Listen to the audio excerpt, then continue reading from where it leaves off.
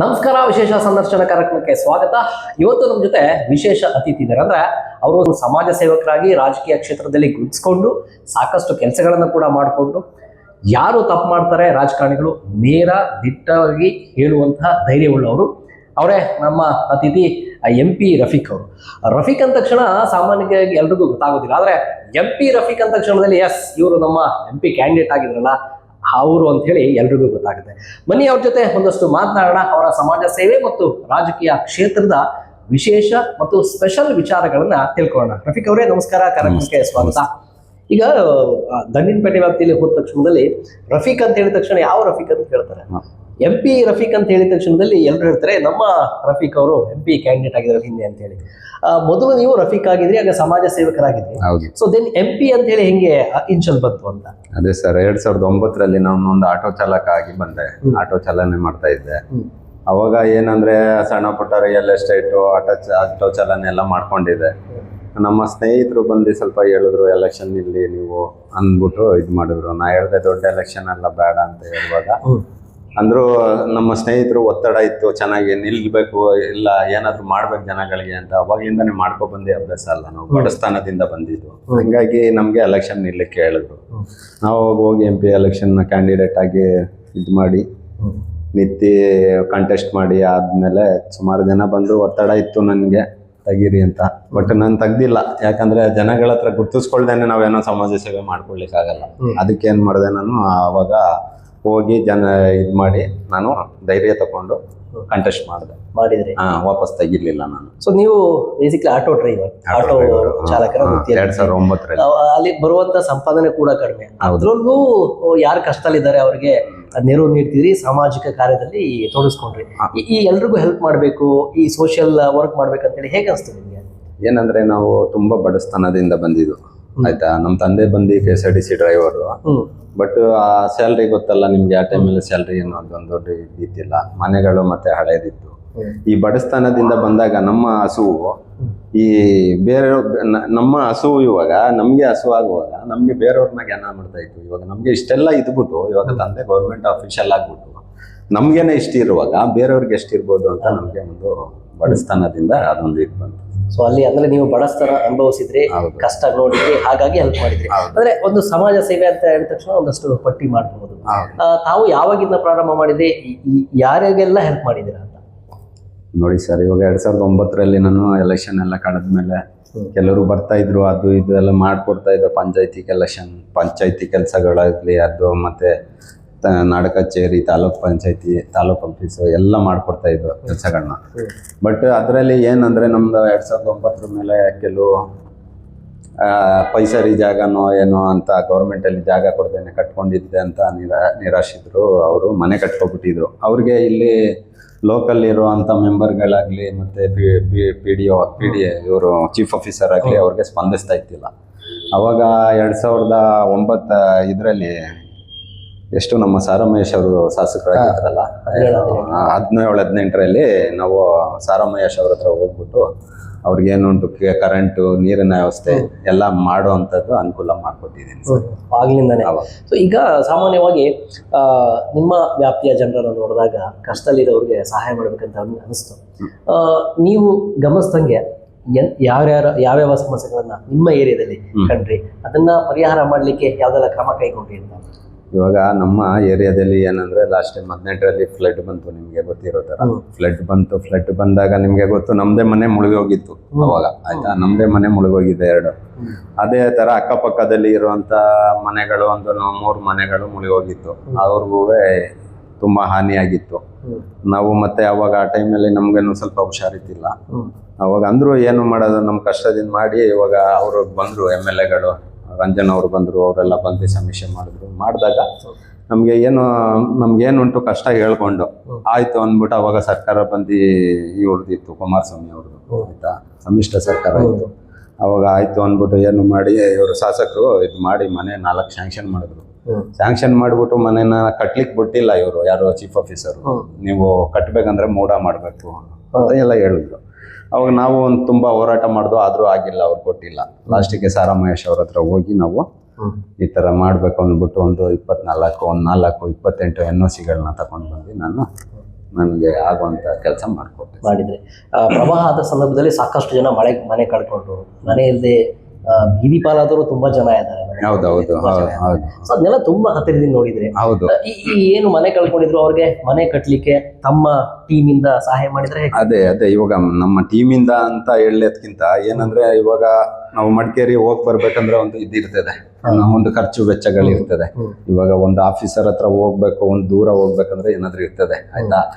ಅಲ್ಲಿ ಹೋಗ್ಬಿಟ್ಟು ಅದೇನುಂಟು ಅವ್ರ ಮನೆಗಳಿಗೆ ಏನು ಇವಾಗ ಸ್ಯಾಂಕ್ಷನ್ ಮಾಡ್ತಾ ಇಲ್ಲ ಅಂತ ಹೇಳುವಾಗ ಇವ್ರ ಮಿನಿಸ್ಟರ್ ಹತ್ರ ಆಗ್ಲಿ, DC ಅವ್ರ ಹತ್ರ ಆಗ್ಲಿ ಹೋಗ್ಬಿಟ್ಟು ಹೋಗ್ಬಿಟ್ಟು ಅದೇನುಂಟು ಕೆಲಸಗಳನ್ನ ಮಾಡ್ಕೊಂಡು ಬಂದು ಕೊಡುವಾಗ ಅವರು ಹಣ ಕೊಡ್ಲಿಕ್ಕೆ ಬರ್ತಾ ಇದ್ರು ನಮಗೆ. ನೀವು ಮಾಡ್ಕೊಟ್ಟಿದ್ದೀರಾ, ತಗೊಳ್ಳಿ, ಇಷ್ಟು ಇಟ್ಕೊಳ್ಳಿ ಅಂತ.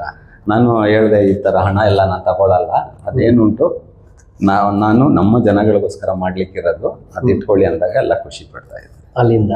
ಸೊ ಸಮಾಜ ಸೇವಕರಾಗಿದ್ರಿ, ಒಂದು ರಾಜಕೀಯ ಶಕ್ತಿ ಇದ್ರೆ ಇದಕ್ಕೆ ಇನ್ನಷ್ಟು ಬಲ ತುಂಬುತ್ತಂತ ಅನ್ಸಿರುತ್ತೆ. ಸೊ ಅಲ್ಲಿಂದ ಹೇಗ್ ಬಂದ್ರಿ ರಾಜಕೀಯ ಕ್ಷೇತ್ರಕ್ಕೆ ಅಂತ? ಅದೇ ಇವಾಗ 2009 ಹೇಳ್ದಲ್ಲ ನಿಮ್ಗೆ, ನಾನು ಒಂದು ಆಟೋ ಚಾಲಕ ಇದ್ದಾಗ ಈ ಕಷ್ಟಗಳನ್ನೆಲ್ಲ ನೋಡ್ತಾ ಇದ್ದೆ ತುಂಬಾ. ಇದು ಇಲ್ಲಿ ಪಂಚಾಯತಿಲಿ ಹೋದ್ರೆ ನಾವೇ ಕೈ ಕಟ್ಕೊಂಡು ಎಲ್ಲರೂ ನಿಲ್ಬೇಕಿತ್ತು, ಯಾರಿಗಾದ್ರೂ ಕಾಯ್ಕೊಂಡು ಒಂದು ಲೀಡರ್ ಬರೋಗಂಟ. ಅದಕ್ಕೆ ನಮ್ಗೇನ್ ಅನ್ನಿಸ್ತಾ ಅಂದ್ರೆ, ನಾವೇ ಒಂದು ಲೀಡರ್ ಇದ್ರೆ 4 ಜನಕ್ಕೆ ಕೆಲಸ ಮಾಡ್ಕೊಡ್ಬೋದು, ಒಳ್ಳೇದಾಗ್ಬೋದು, ಆಯ್ತಾ. ಈಗೆಲ್ಲ ಲೀಡರ್ ಆಗ್ಬೇಕಂದ್ರೆ ಇವಾಗ ರಾಜಕೀಯಕ್ಕೆ ಬರ್ಲೇಬೇಕು, ಹಂಗಾಗಿ ರಾಜಕೀಯಕ್ಕೆ ಬಂದಿದೆ. ಸೊ ಅಲ್ಲಿಂದ ಬಂದ್ರೆ ಮೊದಲು ನೀವು ಸ್ಪರ್ಧಿಸಿದಂತಹ ಚುನಾವಣೆ ಯಾವುದು? 2009 MP ಎಲೆಕ್ಷನ್ಗೆ ನೇರವಾಗಿ MP ಕ್ಯಾಂಡಿಡೇಟ್ ಆಗ್ಬಿಟ್ರಿ. ಲೋಕಸಭೆ. ಈಗ ಎಲ್ಲರೂ ಗ್ರಾಮ ಪಂಚಾಯತಿಯಿಂದ ಅಥವಾ ಪುರಸಭೆಯಿಂದ ಹೋಗ್ತಾರೆ, ನೀವೇ ನೇರವಾಗಿ MP ಚುನಾವಣೆಗೆ ಕಾಂಟೆಸ್ಟ್ ಮಾಡಿದ್ರೆ? ಅದೇನಂದ್ರೆ ಸರ್, ಇವಾಗ ಒಂದು ಗೆಲ್ತೀನಿ ಅಂತ ಒಂದು ಇದಿರ್ತದೆ. ಇವಾಗ ಎಲೆಕ್ಷನ್ ಸುಮ್ಮನೆ ನಿಲ್ಲಕ್ಕಾಗಲ್ಲ ಯಾರು. ಒಂದು ಗೆಲ್ಬೇಕು, ಒಂದು ಗೆಲ್ಬಹುದು ಅಂತ ಒಂದು ಇದಿರ್ತದೆ. ಅದರಿಂದ ನಾನು ನೋಡೋಣ, ಟ್ರೈ ಮಾಡೋಣ, ಈ ಒಂದು ಒಳ್ಳೆ ಪ್ರಚಾರ ಆಗ್ಬೇಕಂದ್ರೆ ದೊಡ್ಡ ಎಲೆಕ್ಷನ್ ನಿಲ್ಬೇಕು, ಆಯ್ತಾ. ಈ ಚಿಕ್ಕ ಎಲೆಕ್ಷನ್, ಗ್ರಾಮ ಪಂಚಾಯತಿ ಎಲೆಕ್ಷನ್ ಅಲ್ಲೆಲ್ಲ ನಿಂತ್ರೆ ನಿಮ್ಗೆ ಜನ ಗುರ್ತು ಹಿಡಿಯಲ್ಲ. ಇವಾಗ ನೋಡಿ, ನಾನು ಇವಾಗ ಎಲ್ಲೋದ್ರು ರಫೀಕ್ ಅಂದ್ರೆ ಗೊತ್ತಾಗಲ್ಲ ಯಾರಿಗೂ. ರಫೀಕ್ ಸುಮಾರು ಜನ ಇದ್ದಾರೆ. MP ರಫೀಕ್ ಅಂತ ಹೇಳಿದ್ರೆ ನೀವು ತಕ್ಷಣ ಹೇಳ್ತಾರೆ, ಅಲ್ಲಿದ್ದಾರೆ, ಏನು ಕೆಲಸ ಏನು ಇರಬಹುದು ನಿಮ್ಮ ಹತ್ರ, ಅದಕ್ಕೆ ಬಂದಿದ್ದೀರಾ, ತಗೊಳ್ಳಿ, ನಂಬರ್ ಕೊಡ್ತಾರೆ ನಿಮ್ಗೆ, ಎಲ್ಲಿ ಕೇಳಿದ್ರು. ಅಂದ್ರೆ ನಿಮಗೆ ಎಲೆಕ್ಷನ್ ಇಂದ ಗೊತ್ತಿತ್ತು ಗೆಲ್ಲಲ್ಲ, ಬಟ್ ಪ್ರಚಾರ ಅಂತೂ ಸಿಗುತ್ತೆ. ಸೊ ಹಾಗೆ ನಿಂತ್ರಿ. ಈಗ ಸಾಮಾನ್ಯವಾಗಿ ಒಂದು ಚುನಾವಣೆ ನಿಂತಾಗ, ಅದು ಪಕ್ಷೇತರ ಅಭ್ಯರ್ಥಿ ನಿಂತಾಗ ಎಲ್ಲರೂ ಹೇಳೋದೊಂದೇ, ಅವರೊಂದು ಆ ಕ್ಯಾಂಡಿಡೇಟ್ ಒಂದು ಓಟ್ ಹಾಕ್ಬೋದು, ತಪ್ಪಿದ್ರೆ ಮನೆಯವ್ರದ್ದು ಒಂದು 10 ಓಟ್ ಬೀಳ್ಬೋದು, ಹೆಚ್ಚು ಅಂದ್ರೆ ಒಂದು 20 ಓಟ್ ಅವರಿಗೆ ಸಿಗ್ಬೋದು. ಸೊ ನಿಮ್ಗೆ ಎಷ್ಟು ಓಟ್ ಸಿಕ್ತು? ನನಗೆ 3744 ಓಟ್ ಸಿಕ್ಕಿತ್ತು ಸರ್. ನಮ್ಗೆ ಏನಂದ್ರೆ, ಅದು ನಾನು ಪ್ರಚಾರನೂ ಮಾಡಿದ್ದೀನಿ ಆಲ್ಮೋಸ್ಟ್. ನಮ್ಗೆ ವಿರಾಜಪೇಟೆ ಎಲ್ಲ ಆಗ್ಲಿ, ಸೋಮವಾರಪೇಟೆ ಎಲ್ಲ ಟೋಟಲ್ ಆಗಿ ನಾನು ಹುಣಸೂರು, ಮೈಸೂರು ಎಲ್ಲ ಪ್ರಚಾರ ಮಾಡಿದ್ದೀನಿ. ನಾನು ಎಷ್ಟು ಕೈಯಲ್ಲಾಯ್ತು ಅಷ್ಟೇ ಪ್ರಚಾರ ಮಾಡಿದ್ದು. ಬಟ್ ನನಗೆ ಅಷ್ಟೊಂದು ಅಧಿಕ ಓಟ್ ಬರ್ತದಂತ ನಾನು ಅಂದ್ಕೊಂಡಿದ್ದಿಲ್ಲ. ಬಟ್ ಒಳ್ಳೆ ಓಟ್ ಓಟ್ ಸಿಕ್ಕಿದೆ. ಸೊ MP ಆಯ್ತು, ಆನಂತರ ಯಾವ ಎಲೆಕ್ಷನ್ ಕಾಂಟೆಸ್ಟ್? 2013 ಬಂದ್ಬಿಟ್ಟು ಮತ್ತೆ MLA ಎಲೆಕ್ಷನ್ ಇತ್ತು. ಅಲ್ಲಿ ಎಷ್ಟು ಓಟ್ ಬಂತು ನಿಮಗೆ? ಅಲ್ಲಿ ಸಮಥಿಂಗ್ ಮರ್ತೋಗಿದೆ ಸರ್ ನನಗೆ, ಬಟ್ ಒಂದು 600 ಓಟ್ ಬಂದಿದೆ. ಸೊ 100 ಮೇಲೆ ನೀವು ಮತವನ್ನ ತಗೊಂಡಿದ್ದೀರಿ. ಅಂದ್ರೆ ಈಗ ಸಾಕಷ್ಟು ಪಕ್ಷಗಳಿದಾವೆ. ಈಗ ನಿಮ್ದೇ SDP ಇದೆ, ಒಂದು BJP ಇದೆ, ಕಾಂಗ್ರೆಸ್ ಇದೆ, ಈಗ ಸಾಕಷ್ಟು ಪಕ್ಷಗಳಿದ್ದಾವೆ. ನೀವ್ಯಾಕೆ ಆ ಪಕ್ಷಗಳನ್ನೆಲ್ಲ ಬಿಟ್ಟು ಸ್ವತಂತ್ರ ಅಭ್ಯರ್ಥಿಗೆ ಸ್ಪರ್ಧೆ ಮಾಡಿದ್ರಿ ಅಂತ? ನೋಡಿ ಸರ್, ಇವಾಗ ಪಕ್ಷಗಳಂದ್ರೆ ನಿಮ್ಗೆ ಗೊತ್ತುಂಟು.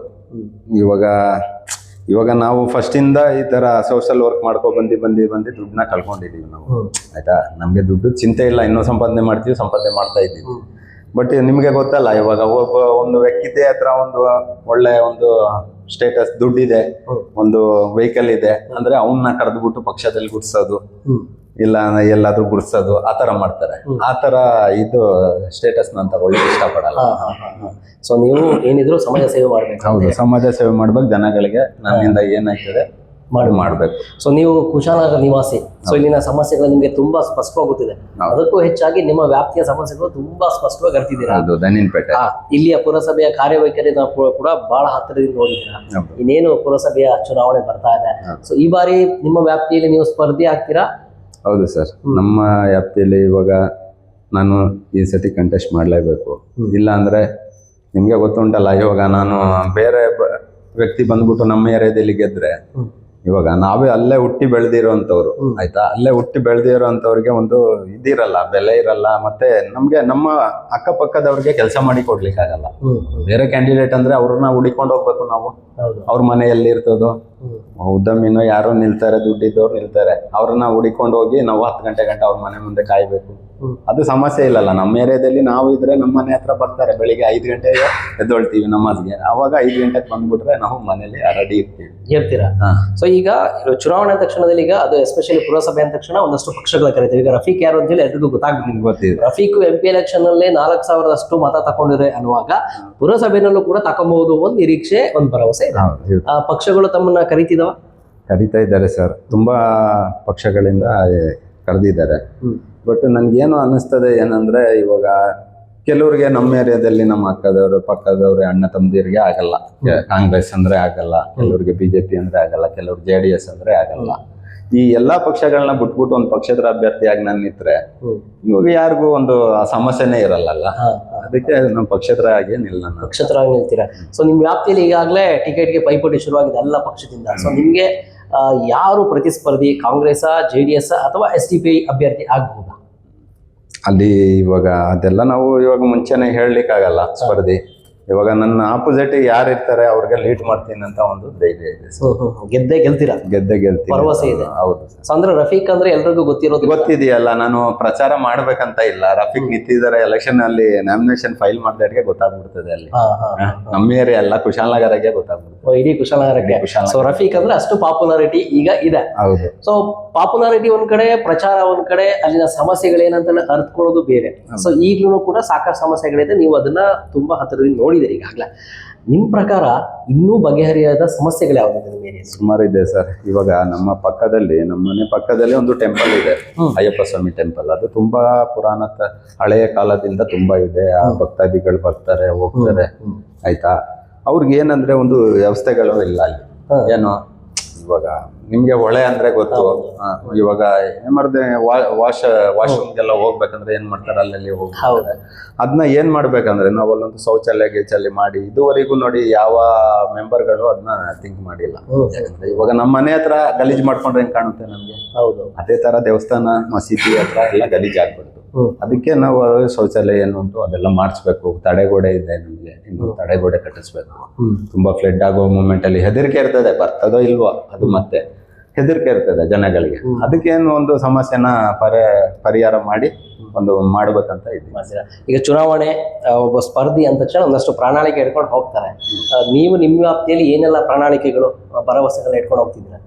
ನೋಡಿ ಸರ್, ಇವಾಗ ಸುಳ್ಳು ಪ್ರಣಾಳಿಕೆ ಸುಮಾರು ಬರ್ತದೆ, ನಿಮ್ಗೆ ಗೊತ್ತಿರೋ ತರ. ಆಯ್ತಾ, ನಾನು ಅದು ಮಾಡ್ತೀನಿ, ಗೆದ್ದಾಗ ಇದು ಮಾಡ್ತೀನಿ ಅಂತ. ಆಯ್ತಾ, ನಾನೇನು ಹೇಳೋದಂದ್ರೆ, ಇವಾಗ ನನ್ನ ಹತ್ರ ದುಡಿಮೆ ಇದೆ, ದೊಡ್ಡ ದುಡಿಮೆ ಇದೆ ಅಂತ ಇಟ್ಕೊಳ್ಳಿ. ಇವಾಗ ದುಡಿಮೆ ಇರೋರು ದುಡ್ಡಲ್ಲಿ ನಾನೇನು ಒಂದು ಮನೆ ಕಟ್ಟೋರಿಗೆ ಎಷ್ಟು ಕೊಡ್ಬೋದು, ಒಂದು 50,000 1 ಲಕ್ಷ ನನ್ನ ಕೈಯಿಂದ ಕೊಡ್ಬೋದು. ಆಯ್ತಾ, ಮತ್ತೆ ಗೌರ್ಮೆಂಟ್ ಆದಾಯ ಏನಿದೆ ಅದನ್ನ ಅವ್ರಿಗೆ ಇಮಿಡಿಯೇಟ್ಲಿ ಸ್ಯಾಂಕ್ಷನ್ ಮಾಡಿಸುವಂತ ಒಂದು ಇದಿದೆ. ನಾ ಗೆಲ್ಲೇ ಹೋಗ್ಲಿ ಅದು ಕೆಲಸ ಅಂತೂ ಮಾಡ್ತಾ ಇರ್ತೀನಿ. ಆಯ್ತಾ, ಅದು ನನ್ಗೆ ಗೊತ್ತಿದೆ. ನನಗೆ ಇವಾಗ ಬೇರೆ ಮೆಂಬರ್ ಗೆದ್ರು ಅಲ್ಲಿಗೆ ಗೆದ್ಬಿಟ್ಟು ನನ್ ಕೆಲಸ ಮಾಡಕ್ ಅವಕಾಶ ಇಲ್ಲ, ಆ ತರ ಇಲ್ಲ. ನನ್ನ ಇಷ್ಟಿಲ್ಲೇ ಇಲ್ಲ. ಮಾಡ್ಬೇಕಂದ್ರೆ ಅದು ಮಾಡೇ ಮಾಡ್ತೀನಿ. ಕೆಲಸ ಮಾಡ್ಕೊಟ್ಟಿದ್ದೀನಿ, ಕೆಲವ್ರಿಗೆ ಗೊತ್ತಿದೆ. ಸೊ ಇನ್ನೇನು 2-3 ತಿಂಗಳಲ್ಲಿ ಚುನಾವಣೆ ಬರೋ ನಿರೀಕ್ಷೆ ಇದೆ. ಸೊ ಈಗಾಗಲೇ ನೀವು ತಯಾರಿಯನ್ನ ಮಾಡ್ಕೊಂಡ್ಬಿಟ್ಟಿದ್ದೀರಾ. ಸೊ ನಿಮ್ ಜನಗಳು ಕೂಡ ಈಗಾಗಲೇ ನೋಡ್ತಿದ್ದಾರೆ, ರಫೀಕ್ ಅವ್ರನ್ನ ಸರಿ ಗೆಲ್ಸಿದ್ರೆ, ಹಿಂದೆ ಸಾಕಷ್ಟು ಕೆಲಸ ಮಾಡಿದಾರಪ್ಪ, ಈ ಬಾರಿಯೂ ಅವ್ರನ್ನ ಗೆಲ್ಸಿದ್ರೆ ನಮ್ಮ ಕಷ್ಟಗಳು, ಅಲ್ಲಿಯ ಸಮಸ್ಯೆಗಳು ಪರಿಹಾರ ಆಗುತ್ತೆ ಅಂತೇಳಿ. ಹಾಗಾಗಿ ಗೆಲುವು ನಿಮ್ದಾಗ್ಲಿ. ಮತ್ತಷ್ಟು ಕುಶಾಲನಗರದ ನಿಮ್ಮ ವ್ಯಾಪ್ತಿಯ ನಾಗರಿಕರಿಗೆ ನಿಮ್ಮ ಒಂದಷ್ಟು ಸಮಾಜ ಸೇವೆ ಸಲ್ಲಿ ಅಂತ ಹೇಳಿ ನಮ್ಮ ವಾಹಿನಿ ಪರವಾಗಿ, ನಮ್ಮ ಪರವಾಗಿ ತಮಗೆ ಧನ್ಯವಾದ. Thank you.